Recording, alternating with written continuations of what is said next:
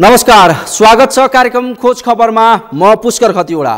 समाजमा भएका हरेक घटनामा हाम्रो नजर, जनताको सूचना पाउने अधिकारको सम्मान हाम्रो अभियान। त्यसैले समुन्नत र समृद्धशाली समाजको यात्रा खोज खबरको अन्तिम अभिष्ट नै गन्तव्य हो।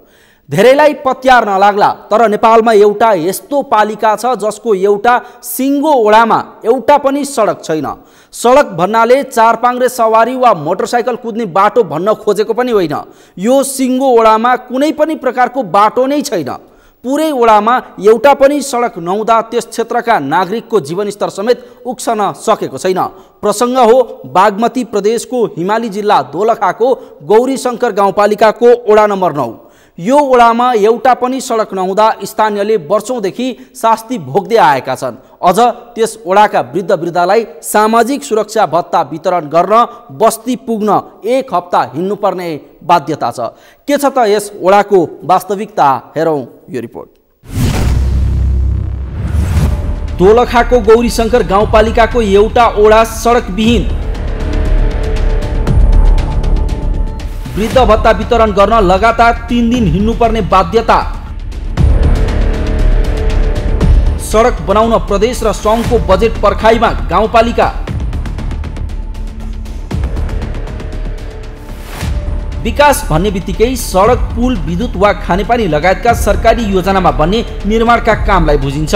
नेपालको हकमा त विकास भनेकै यी 4 निर्माण कार्य मात्र हुन् भन्दा फरक पर्दैन, किनभने नेपालका गाउँ गाउँमा सडक, पुल, विद्युत र खानेपानी अझैसम्म पर्याप्त रूपमा पुग्न सकेको छैन। बागमती प्रदेशको हिमाली जिल्ला दोलखाको हकमा त अधिकांश स्थानमा गतिलो सडक सञ्जाल नै जोडिएको छैन।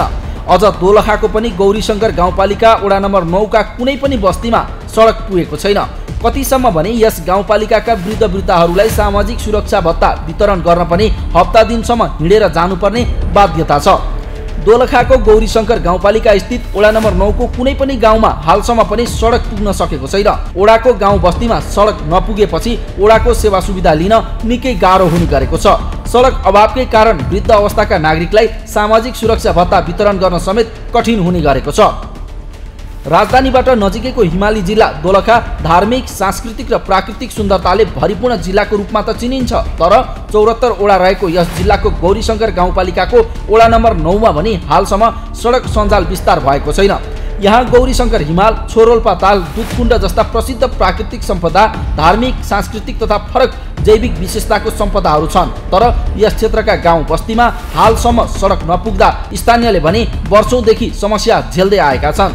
सडक सञ्जालकै कारण यहाँका वृद्ध वृद्धालाई सामाजिक सुरक्षा भत्ता वितरण गर्न 1 हप्तासम्म हिँडेर बस्ती नै पुग्नुपर्ने बाध्यता छ। यस्तोमा 3 दिन हिँडेर आएका सामाजिक सुरक्षा भत्ता वितरण गर्नेहरू 1 दिन बसेर फर्कँदा 1 साता लाग्ने गरेको छ। राम्रो छ। हामीलाई यहाँ नआएको भएदेखि सिंहटी पुग्दाखेरि बुढोपाको मान्छे बोकेर लान पर्थ्यो। बोकेर लान भन्दाखेरि केही न केही गाउँमा आइदिनु भयो। धेरै नै धेरै धन्यवाद छ नि। यस क्षेत्रका गाउँ बस्तीमा हालसम्म सडक नपुग्दा यहाँका नागरिकको जीवनस्तर समेत माथि उक्सन सकेको छैन। ओडाको सबैजसो कार्य जगत स्थित ओडा सम्पर्क कार्यालयबाट गर्दै आए पनि सामाजिक सुरक्षा लाभग्राही भत्ता भने गाउँ बस्तीमै पुगेर वितरण गर्ने गरिएको छ। हिमालको काखमा पर्ने बेदिङ ना लगायतको गाउँबाट वृद्ध भत्ता लिन करिब हप्ता दिनको यात्रा तय गर्नुपर्ने र उक्त भत्ता बाटोमै सकिने भएकाले पनि गाउँमै पुगेर वृद्ध अवस्थाका ज्येष्ठ नागरिकलाई सामाजिक सुरक्षा भत्ता वितरण गर्ने गरिएको छ। अलि राम्रो नि, झन् उँधो जानु परेन, कहाँ खर्च आफ्नो घरमा त्यही खानु पाइहाल्यो नि। उँधो जाँदा त त्यतै खाएर सिदिन्छ, अनि घरमा आउँदा रित्तै हामी 3 दिन लाग्छ। बेदिङ र नागाउँ गौरीशङ्कर हिमालको पछाडि र दुधकुण्ड तथा छोरोल्पा हिमतालको काखमा पर्ने भएको हुनाले यहाँ पुग्न धेरै कठिन छ।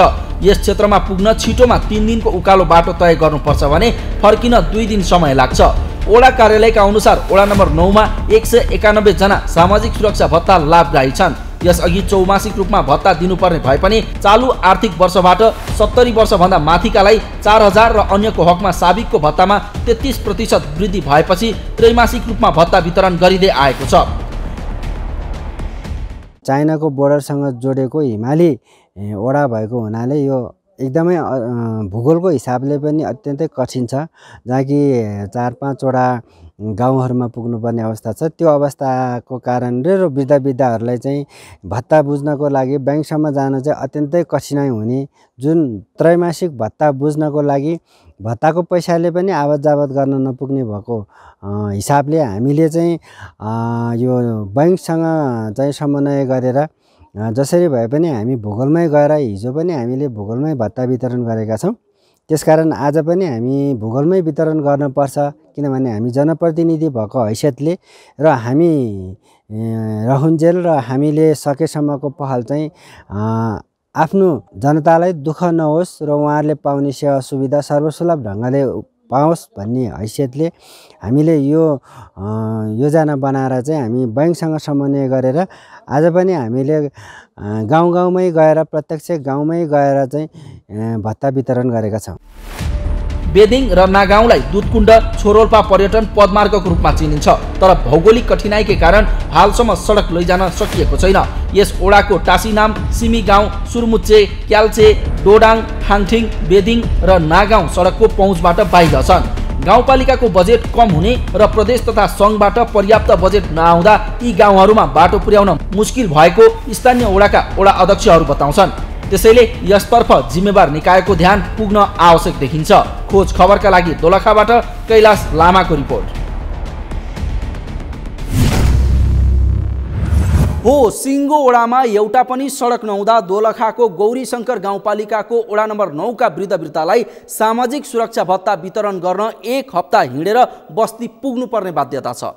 भौगोलिक कठिनाइकै कारण यस ओडाको टासीनाम, सिमी गाउँ, सुरमुच्चे, क्याल्चे, डोगाङ, ठाङठिङ, बेदिङ र नागाउँको सडक पहुँचबाट बाहिर छन्। तर गौरीशङ्कर हिमाल, छोरोल्पा ताल, दुधकुण्ड जस्ता प्रसिद्ध पर्यटकीय क्षेत्र अवलोकनमा जान त्यही ओडाका गाउँहरू पदमार्गको रूपमा चिनिन्छ। यस्तोमा त्यस क्षेत्रमा सडक पुर्याउन सम्बन्धित निकायको समयमै चासो जान आवश्यक छ।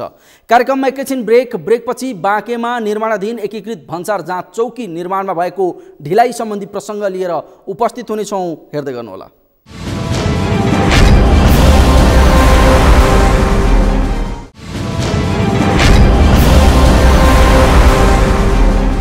ब्रेकपछि स्वागत छ। कार्यक्रम हो खोज खबर।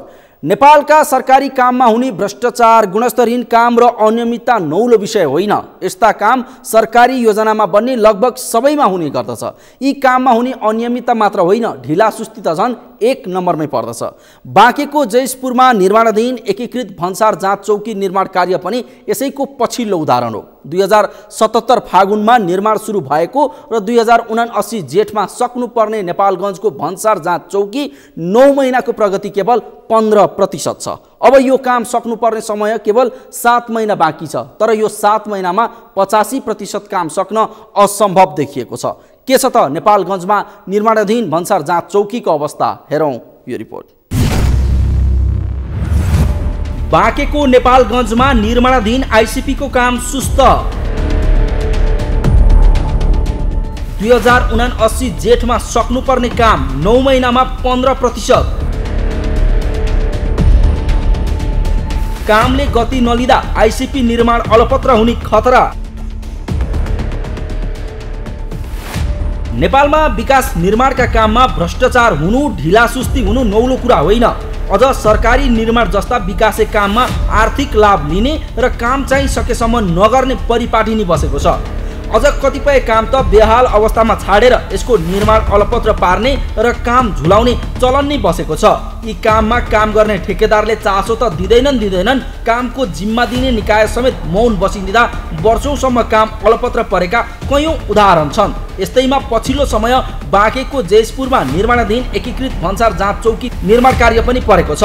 एकीकृत भन्सार जाँच चौकी निर्माणको गति पनि शून्य बराबर छ, जो निर्माण सुरु भएको 9 महिनामा केवल 15% काम भएर गतिविहीन बनेको छ। बाँकेको नेपालगञ्ज स्थित जयसपुरमा निर्माणाधीन एकीकृत भन्सार जाँच चौकी आइसिपी निर्माण कार्यले अझैसम्म गति लिन सकेको छैन। पश्चिम तराईको प्रमुख नाका नेपालगञ्ज स्थित भारत सरकारको सहयोगमा बन्दै गरेको आइसिपी को निर्माण सुरु भएको 9 महिना बितेको छ, तर यसको प्रगति भने केवल 15% मात्रै भएको छ। भारत सरकारको 2 अर्ब 35 करोड रुपैयाँ लागतमा आइसिपी निर्माण कार्य अघि बढेको हो।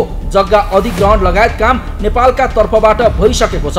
बन्दरगाह निर्माण स्थलदेखि नेपालगञ्जको चौकीसम्मको 2700 मिटर पहुँच मार्ग नेपाल सरकारले निर्माण गरेको छ। अन्य भौतिक संरचना निर्माणका लागि भारतीय सरकारले लगानी गरिरहेको छ। 2077 फागुनमा निर्माण कार्य सुरु भएको यसको काम आगामी 2079 जेठमा सम्पन्न गर्ने लक्ष्य छ। तर निर्माणको गति हेर्दा आगामी 7 महिनामा यो आयोजना सम्पन्न हुने सम्भावना होइन, असम्भव अवस्थामा छ। नेपाल र भारत बीचमा सन् 2005 मा यो चाहिँ नि नेपालमा आईसीपी इन्टिग्रेटेड चेकपोस्ट एकीकृत भन्सार चौकी इन्डिया सरकारले नेपाल सरकारलाई निर्माण गरेर हस्तान्तरण गर्ने भन्ने सन् 2005 मा चाहिँ एउटा सम्झौता भएको थियो। चाहिँ नि हाम्रो नेपालगञ्जको चाहिँ नि जमुना नाकामा निर्माण हुने आईसीपी को लागत अनुमान हाम्रो 2 अरब 35 करोड 1 अरब 47 करोड आईसी भनौँ लागत रहेको छ। र चाहिँ गत साल यही कार्तिकमा एग्रिमेन्ट गरेर निर्माण कार्य चाहिँ नि सुरु भएको छ। र यसको अलिकति चाहिँ विभिन्न कठिनाइहरूले गर्दा कस्तो भन्दाखेरि पहिला यो निर्माण स्टार्टिङ गर्दाखेरि नै मोबिलाइज हुनै चाहिँ उनीहरूलाई चाहिँ 2-2.5 महिना लाग्यो। त्यसपछि काम अलिकति रफ्तारमै सुरु भइसकेको थियो। फेरि चाहिँ हाम्रो चाहिँ दोस्रो भेरिएन्ट यो कोभिडले गर्दाखेरि चाहिँ फेरि एकदम ठप्प नै भयो। हालसम्म आईसीपी निर्माण स्थल र नेपालगञ्जको चौलीका स्थित सुर्खेत रोड जोड्ने 2.2 किलोमिटर लम्बाइ र 60 मिटर चौडाइको सडक 12 मिटरको गाबेल गरिएको छ। नयाँ दिल्लीबाट सबैभन्दा नजिक मानिने नेपालको नेपालगञ्जमा बन्दरगाह आवश्यक रहेको भन्दै जयसपुरलाई रोजिएको हो। बन्दरगाह सञ्चालन भए आयात सहज हुने र यहाँका जडीबुटी र उत्पादन निकासी गर्न सरल हुने तथा व्यापारी व्यवसायीले पनि बिना झन्झट भारतबाट विभिन्न सामानहरू निर्बाध रूपमा आयात गर्न सक्ने अपेक्षा गरिएको छ। पेडियाबाट चाहिँ गाडी चाहिँ स्ट्यान्ड बाई रोक्दै गरेर भन्सार नेपालको भन्सारसम्म आइसकेर अत्यन्तै झन्झटिलो प्रक्रियाबाट आएर चाहिँ निकास हुने भएको कारणले त्यो झन्झटिलो छ, व्यवसायीलाई एक किसिमको समस्या भइरहेछ।